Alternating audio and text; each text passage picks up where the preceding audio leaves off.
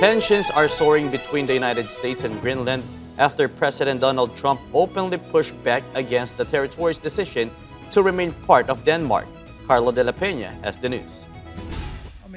Greenland's Prime Minister Jens Frederik Nielsen delivered a strong remark to the United States amid repeated remarks by President Trump about taking control of the Arctic territory. Nielsen stressed that Greenland would not be owned by or become part of the United States, saying the territory would stand with Denmark, NATO and the European Union. Grønland vil ikke ejes af USA.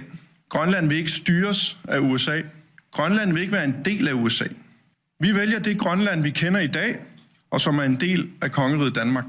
Nu står vi med en geopolitisk krise, og hvis vi skal vælge mellem USA og Danmark her og nu, så vælger vi Danmark. Vi vælger NATO, vi vælger kongeriget Danmark, vi vælger EU.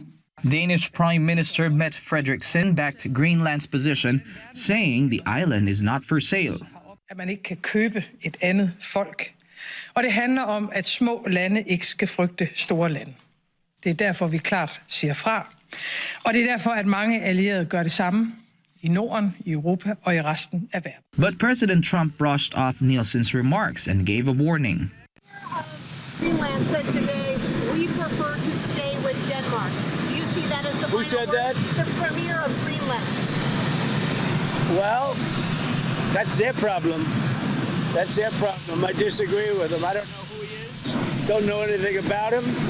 But that's going to be a big problem for him. The dispute comes after weeks of increasingly blunt rhetoric from Trump, who has vowed to take control of Greenland one way or another, citing U.S. national security concerns. The growing row has sparked concern across Europe, with reports suggesting discussions within NATO on increasing its presence in the Arctic. Trump earlier said the United States need to take ownership of Greenland, or else Russia or China will, arguing that only ownership, not military leases or basing agreements, could guarantee security. The U.S. president has repeatedly raised the issue since his re-election in 2024, reopening long-standing debates over Greenland's autonomy and its complex historical relationship with Denmark.